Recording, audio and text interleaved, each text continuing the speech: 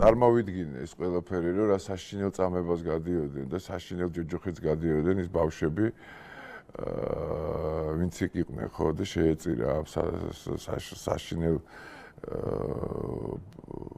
სატანურ ბალმასკარაც რა. ხო და ერთი პატარა ესეთი ის წინადადება მინდა მივაწოდო საერთოდ საპატრიარქოსას და თერგადად საქართველოს უთხრა, რომ ეს ჩვენთვის რაღაც ძალიან დიდი ანომალიაა ქართველებისთვის, რაც იქ ხდება, ხო? ეხლა თითქოს მიიჩქმალება და ჩქმალავენ ამ სიტუაციას, რომ არც ერთ მხარეს არ აწყობს ეხლა არც დემოკრატებს, არც რესპუბლიკელებს, რომ ყველა არის ამაში გარეული და ნუ რა თქმა უნდა, ეხლა მიჩქმალავენ ამ ამბავს, არც არავის დაიჭერეს საბოლოო ჯამში და ეს იყო უბრალოდ ერთმანეთში ბრძოლის პიარული ხერხი, რომელზეც საბოლოო ჯამში შეთანხმდნენ, რომ აღარ გვინდა მოდი ამის გაბაზრება.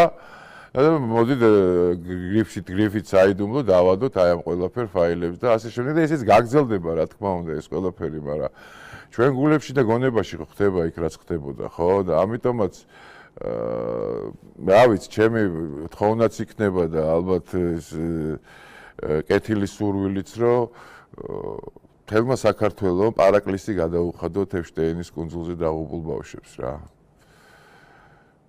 ეს ძალიან დიდი აქტი იქნება მთელი მსოფლიოს დასანახად რა. ამ პატარა ქვეყნიდან რა. მე ესე ვფიქრობ რა, იმიტომ რომ